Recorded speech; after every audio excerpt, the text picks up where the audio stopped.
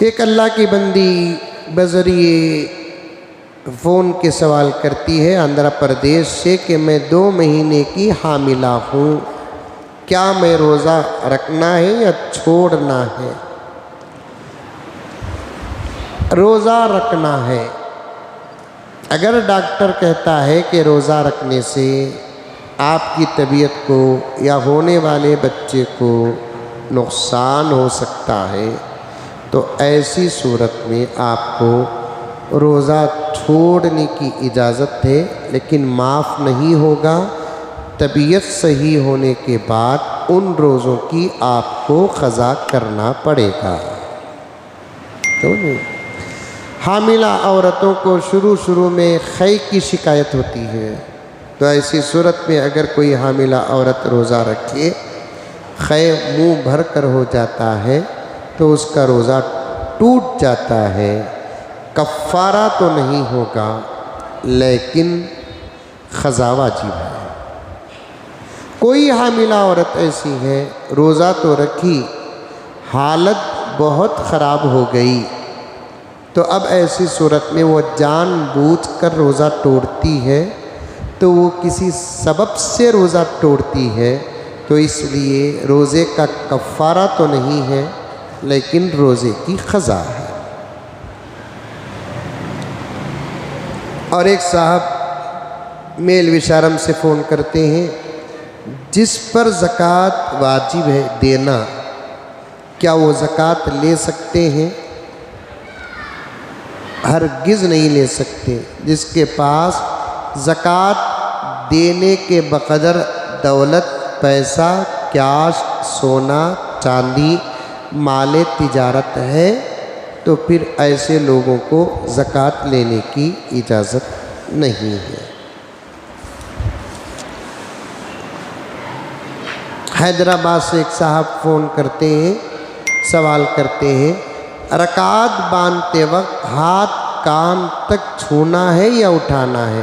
چھو لینا بہتر ہے یا قریب تک اٹھا لیے تب بھی آپ کی تکبیر ادا ہو جائے گی، اور تکبیر کہتے ہوئے آپ ہاتھ باندھ لیتے ہیں تو نماز میں آپ داخل ہو جائیں گے۔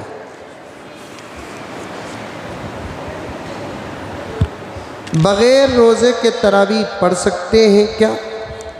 تراویح کا حکم الگ ہے، روزے کا حکم الگ ہے۔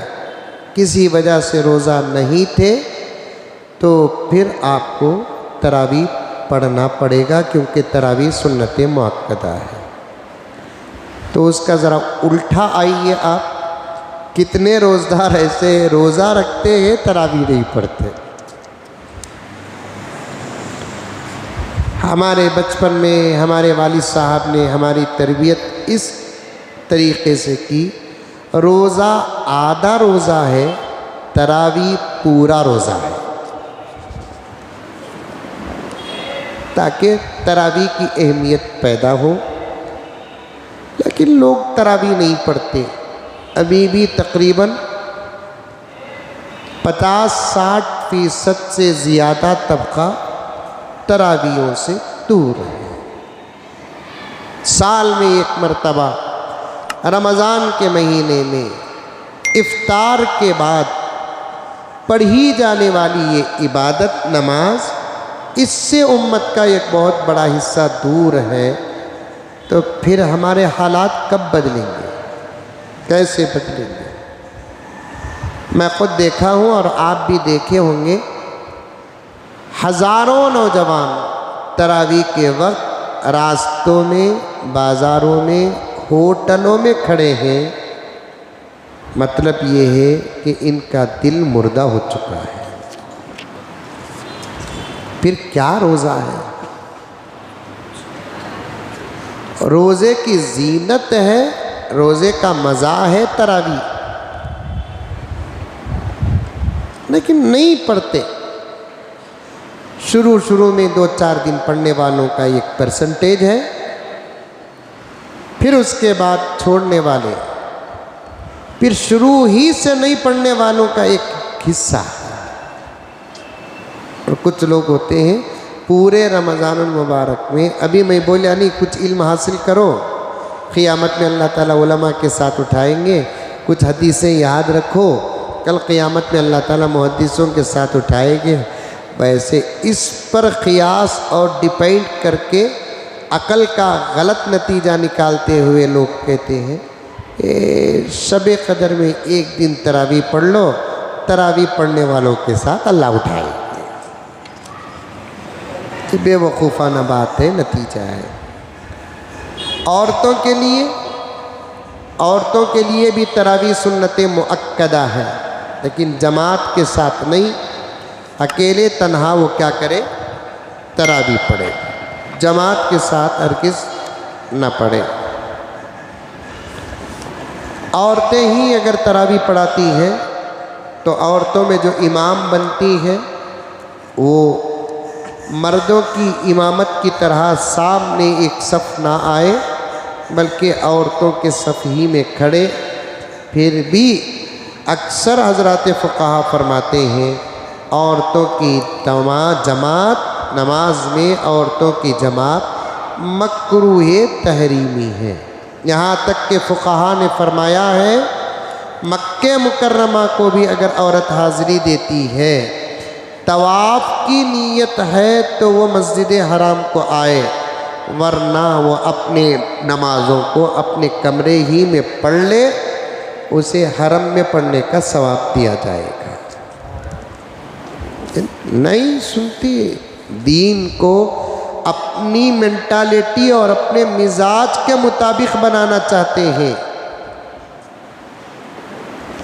اور مجھے ان الفاظ پر معاف فرما دیں، جو دین کو اپنے مطابق اور اپنے تابع کرنا چاہتے ہیں گویا کہ وہ دین کو غلام بنا چکے ہیں. دین اور شریعت تو وہ ہے جس کے بارے میں اللہ تبارک و تعالیٰ فرماتے ہیں اے محمد سب کہہ دو صلی اللہ علیہ وسلم آپ کو بھی دین کی اتباع کرنا پڑے گا.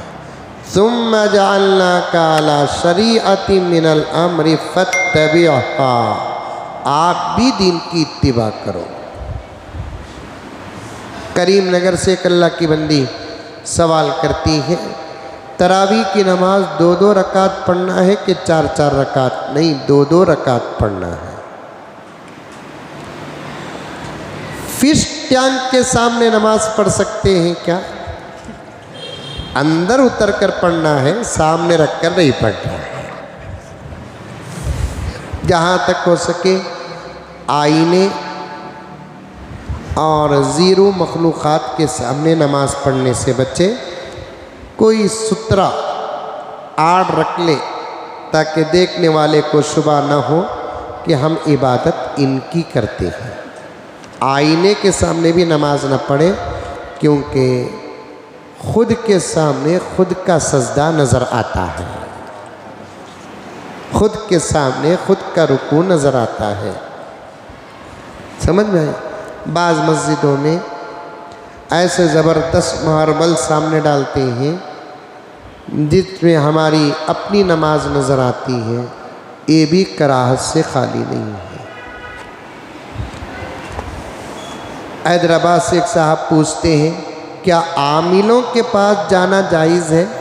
عاملوں کے پاس جانا نہیں، ان کو ہمارے پاس بلانا.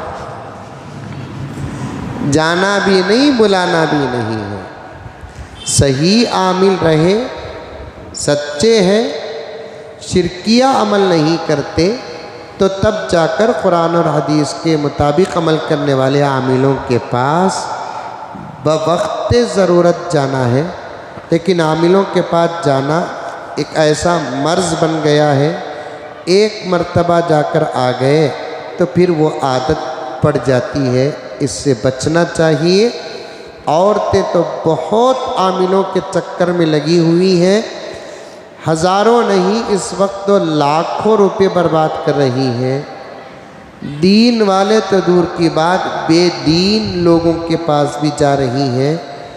بعض کا تو حال یہ ہے کہ وہ جاتی ہیں جادوگروں کے پاس، آنے سے پہلے ایمان اور نکاح برباد ہوا ہوتا ہے. بچنا چاہیے.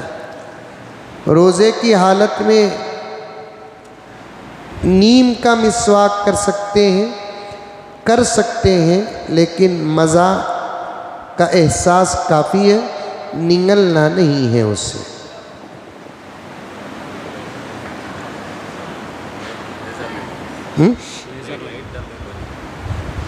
لائٹ ڈالتے کوئی۔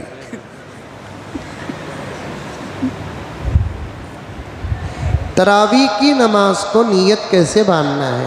اے اللہ میں 20 رکعت تراویح کی سنت نماز پڑھتا ہوں، قبول فرما، آسان فرما۔ اتنا۔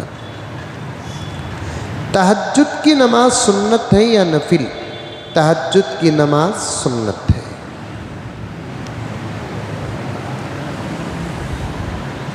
پڑھنا چاہیے، بلکہ پڑھیں، بہت اچھا موقع ہے رمضان کا۔ اللہ تعالیٰ سب کو عمل کی توفیق عطا فرمائے۔ میرے شوہر غلط شوق میں مبتلا ہے، کچھ عمل بتائیے اس سے نکالنے کے لیے۔ تسمیہ پڑھ کر دودھ میں چائے میں پڑھ کر دم کر کے دے اور ساتھ میں خوب دعا کرتے رہیں، انشاءاللہ کافی فائدہ ہوگا۔ میں بھی دعا کروں گا۔ یہ دیکھیے کلگال سے ایک بہت بڑے عقل مند سوال کر رہے ہیں، رمضان میں فرض کے بدلے 70 نیکیاں ہیں، تو کیا قضا نماز پڑھے تو 70 دن کی نماز ادا ہو جاتی ہے؟ سمجھ میں؟ چونکہ اس قسم کا بجٹ ہر کوئی پانا چاہتا ہے، کیونکہ مودی جی کا دور ہے نا۔ ثواب 70 فرض کا ہے، لیکن ادا تو ایک ہی فرض ہوگا۔ ثواب 70 فرض کا ہے، ادا ایک ہوگا۔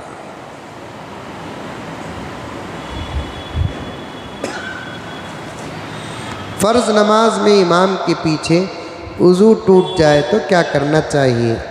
واپس جا کر وضو کر کے آنے کا موقع ہو تو آپ کنارے سے ہلکے سے کسی کو تکلیف دیے بغیر جا کر آ سکتے ہیں، ورنہ آپ نیت کر لیں کہ میری نماز ٹوٹ گئی ہے، میں نماز نہیں پڑھ رہا ہوں، صرف نقل کر رہا ہوں، کیونکہ بغیر وضو کے نماز پڑھنے کے بڑے خطرناک خطرے ہیں۔ جان بوجھ کر بغیر وضو کے نماز پڑھنا کفر بھی واقع ہو سکتا ہے، علماء کا فرمان ہے۔ تراویح کی ہر 4 رکعت میں جو دعا پڑھی جاتی ہے، کیا وہ سنت سے ثابت ہے؟ سنت سے ثابت نہیں ہے، پڑھ لینا اچھا ہے، کیونکہ ذکر ہے، وہ جو تسبیح ہے وہ حضرات ملائکہ کی تسبیح ہے۔ لک الحمد لک شکریہ اللہ، اللہم صلی علی سیدنا نبینا مولانا محمد وبارک وسلم۔ ربنا آتنا فی الدنیا حسنہ وفی الآخرۃ حسنۃ وقنا عذاب النار وادخلنا الجنۃ مع الابرار یا عزیز یا غفار یا رب العالمین۔ سبحان ربک رب العزۃ عما یصفون وسلام علی المرسلین والحمد للہ رب العالمین۔